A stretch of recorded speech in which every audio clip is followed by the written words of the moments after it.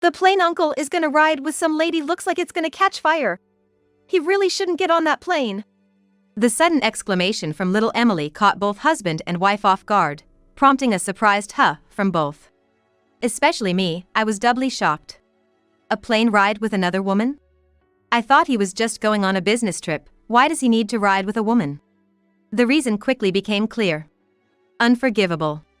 To think he'd betray me and plan a romantic getaway. Ignoring the advice of better not get on that plane, John, my husband, went off to the airport anyway. So I decided to start my own revenge drama. My name is Susan Harris, a housewife in my 30s. I live with John, my husband. We're both working, so the house is often empty. We tend to spend our weekends just chilling at home, but recently, John has been acting a bit strange. He's been coming home much later than before. Even on weekends, he often leaves the house claiming he has work. The number of times he's gone on business trips, leaving the house empty for days, has increased. I'd be lying if I said I didn't find John's behavior suspicious. But I haven't found any definitive proof. Besides, I was scared to stir the pot by pointing out John's behavior. So, today, like every other day, I turn a blind eye to John's selfish actions and somehow we keep our marriage going. Then, one day, a little visitor came to our house.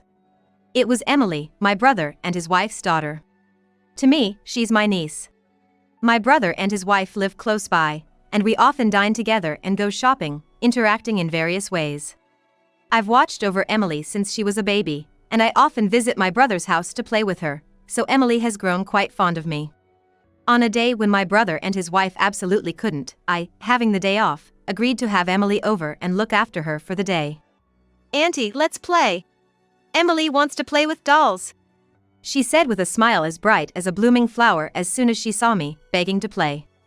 I was completely smitten with Emily. Okay, please take good care of her today, my brother said. Count on me. I'll call if anything comes up.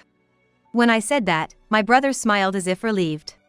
Then I brought Emily home, and we spent a fulfilling day playing with dolls and baking cookies with the ingredients I had prepared. In the midst of this, I heard the door open. Keep it down, will ya? It's my day off and you woke me up, grumbled John as he came out of his room. He didn't seem to notice Emily was there and glared at me before letting out a big sigh. Generally, if you know your husband is resting at home, wouldn't you try to keep it down and let him rest peacefully?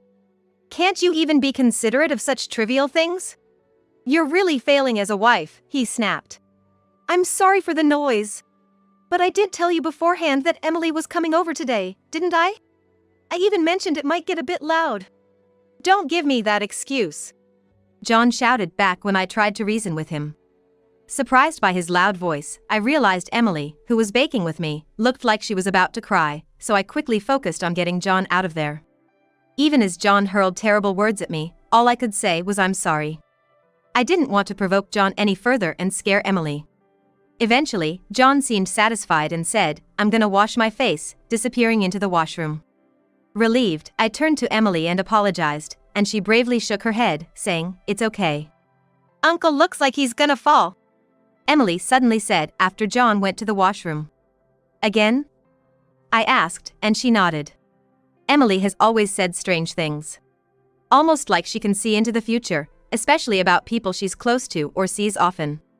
At first, I thought it was just a child's play, and responded casually with Is that so? However, after experiencing several instances where things happened exactly as Emily had said, I came to accept that this child must indeed be seeing something extraordinary. So, without doubting her words, I just nodded and carried on, and a few minutes later, I heard a loud noise from the washroom, followed by John's angry voice, Ouch. Once again, it happened just as Emily said it would. John came back from the washroom, his face red, and started hurling more terrible words at me. You could have at least cleaned the bathroom properly. Because of you, I slipped and fell. Even though I knew I wasn't the type to neglect cleaning and that the bathroom was always spotless.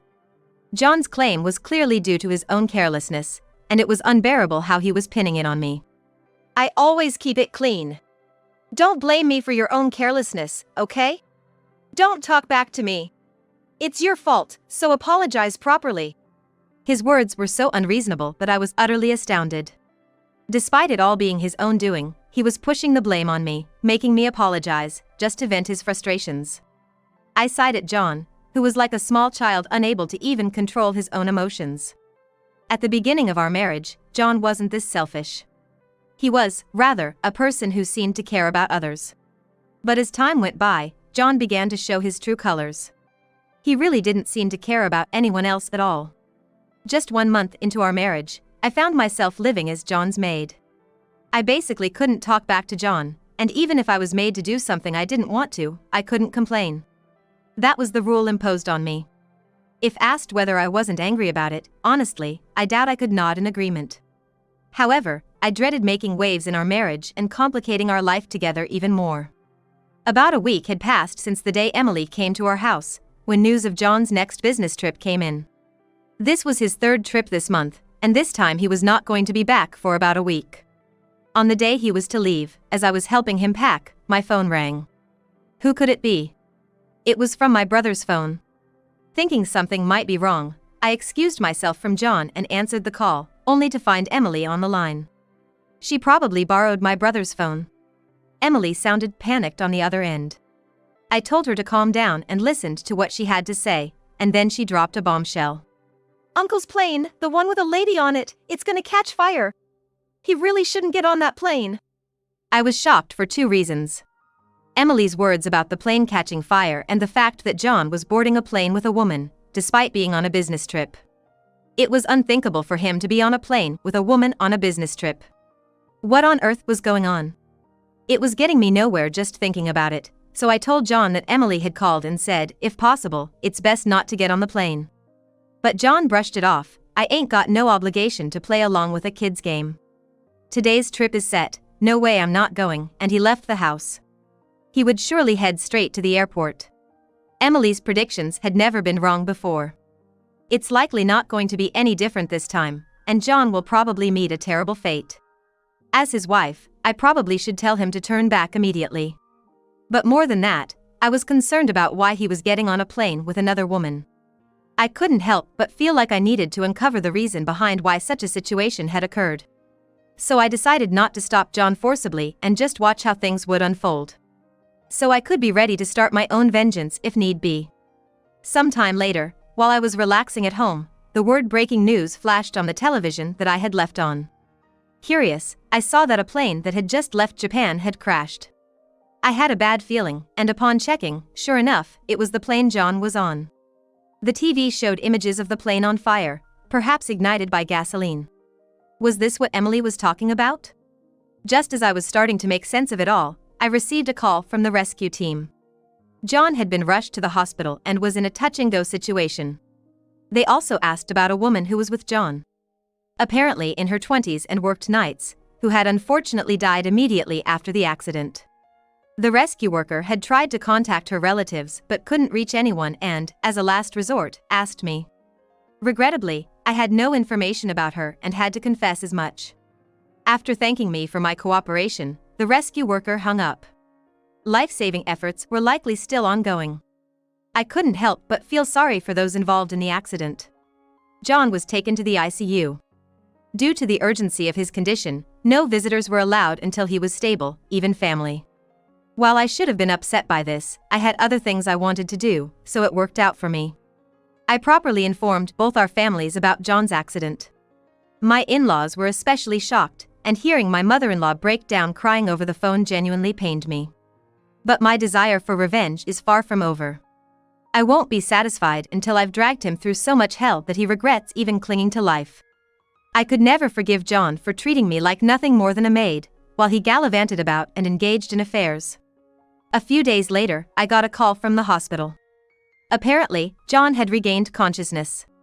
His condition was gradually improving, and soon he was moved to a general ward, so I steeled myself to visit him. When I mentioned John's name at the hospital, the nurse looked at me with pity and said, "Ah, the one from that accident. I've been frequently checking the news, and it seems that the crash was one of the worst in history, with many lives lost." Among them, I sensed an extraordinary will to live in John, who had miraculously survived. Led by the nurse to his room, I found John asleep, connected to many 4 drips. The nurse told me that he was working hard at physical therapy every day, and after it ends, he'd sleep like a log. Since John's doctor was free at the moment, we decided to talk while John was asleep, and I got a detailed explanation about his condition. The doctor said that John suffered severe burns all over his body in the accident, and the impact of the crash also damaged his spine, causing him to lose sensation in his lower body. No matter what treatments are tried, the sensation in his lower body will likely never return. He can no longer walk or even stand, let alone go to the bathroom by himself. Of course, from now on, he'll be forced to live in a wheelchair, and he's currently undergoing rehab to learn how to manage daily life on his own. When John learned that he would never regain sensation in his lower body, he looked utterly hopeless about the future ahead. I had never seen John seriously commit to anything, whether it was his work, relationships, or with me. Hearing that John was diligently doing his rehab, I wondered if there had been some mistake, but John has a high pride, and he probably couldn't accept a life dependent on others, not from me. From now on, he's going to have to live with disabilities, and no matter how hard he tries, he won't have any choice but to rely on others. Yet, despite understanding that, he stubbornly refuses to depend on me, which almost made me smirk. The doctor provided me with materials on how to renovate the house for wheelchair access or move to a barrier-free home, and how to better deal with John's disabilities in the future. The more I read the materials, the more I realized the gravity of John's condition, and I suddenly felt a bit sorry for him. But this predicament is the result of his own doing. If only he had listened to Emily's words and cancelled but a fair trip, all of this could have been avoided. It wasn't even work-related, he should have prioritized his own life. That would have probably saved the life of his affair partner as well. Due to John's poor judgment, one life was lost, and now he has to live bearing a heavy burden. I've truly realized how important it is to trust and accept others' words. I've always trusted Emily and her advice, and I'm so glad I did. I'm thinking of sending Emily a thank you message later when John groaned and woke up. Susan? Is that you, Susan? You came? Seeing me, John looked relieved and continued to speak. I've been lonely since you haven't visited for a while. Thanks for coming. I can't offer you anything, but make yourself at home.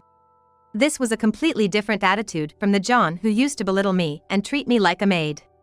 I wondered if the accident caused him to lose his memory, but the next words out of his mouth brought me back to reality. Did the doc fill you in? My lower half, it's not gonna move anymore. This hospital life, it's like being in hell. I hate the idea of having a stranger take care of my personal needs. I'd prefer you 100 times over. I just want to be discharged and go home. John's pride was evident, he couldn't stand being cared for by the nurses. Even though the nurses were just doing their job for him, I thought it incredibly ignorant to speak like that. And John continued with his selfish remarks. I know I've become like this, but being with you makes me want to keep on living. So let's continue to support each other as husband and wife, okay? Continue to support each other? If my memory serves me right, we've never supported each other as a couple. Not even once. John always left the household to me and went out to play. I turned a blind eye because he was tired from work, but if he's been cheating, that's a whole different story. Cheating is outright betrayal. The more I talk to John, the angrier I get. I'm overwhelmed by the feeling that I must not forgive this man. And my instincts scream to bring him down completely, so he can never be so presumptuous again. Unaware of this, John suggests, maybe we should just move, or living with my parents might not be a bad idea, as if he hasn't woken from his dream. That's why I decided to make him face reality first. Sorry, but I have no intention whatsoever of taking care of you. At my words, John's eyes widen in shock. Then, with a trembling voice full of disbelief, he scrambles for words. Don't make such a cruel joke, please. I genuinely believe that you would accept me, help me out. But to hear such a joke, it really hurts. It's not a joke at all. I'm serious. Let's get a divorce. I can't stand the thought of continuing as your wife after the way you behaved, not to mention the cheating. And I certainly won't be taking care of you. When I make myself clear, John seems to finally understand how I feel, and he starts to babble in panic. But that's just too much, isn't it? As you can see, I've become paralyzed from the waist down. I can't live on my own. I need you. Please, don't abandon me. You're all I have. Tears well up in John's eyes. He must be serious about trying to hold on to me. Never before has John tried to face me this honestly. Even when I tried to confront the issues, he would brush me off saying it's too troublesome and wouldn't even engage in a proper discussion, which is essential for a married couple. But now, he's suddenly saying he wants to talk, seemingly in an attempt to protect himself. But it's not for my sake, or because he wants us to work as a couple. It's just John being selfish, wanting me to remain as his maid, to make his life easier going forward. I have no obligation to indulge such selfishness, and there's nothing in it for me. Would the old me, who loved John with all her heart, no matter how problematic his behavior, have listened to his words and agonized over them? Maybe, if I accept John now, even if we can't support each other, we might have a different kind of marriage, a bit closer to what it should be. John has a high self-esteem and can't bear to rely on others, so even in this state, he'd probably find work and try to support himself. If there's a chance to start over, it would be now. Such an opportunity won't come again. If I abandon John here, that's the end of our relationship. We'll never go back to being a couple, and he'll lose his support in me, likely facing hardship. If I leave John now, I might be dooming him to a life of wandering, lost and alone. It's a significant decision, as a person and as John's wife. But I've already decided not to go back. Because the love has cooled, and the trust in John is gone. Sure, if I accept him now, we might talk seriously for a while, and lead a life more like a married couple. But I've grown tired from being treated like John's servant for so long. I can't bear the thought of striving for his sake any longer. Please, think it over. Without you, I really can't do anything. Look at me, I can't walk or even stand. Don't just leave a guy like this alone. John's tone is earnest. He knows if he loses me now, he's finished. It was clear to me that he was desperate to keep me tied to him here, to not let me go. But still. I'm sorry. I just can't continue with you anymore. So, please give up. With that, I stand up to leave. John looks at me and pleads, "Wait, let's talk," but I leave the hospital room without listening to his cries. Soon after, my divorce from John was finalized. A mutual acquaintance of John and me just happened to know about John's affair, and when they heard about John's accident, they testified in court, which swung things even more in my favor. John begged me not to leave him, crying until the end, but my disgust for him had grown so strong that I couldn't stand the sight of him and didn't take any of his words to heart.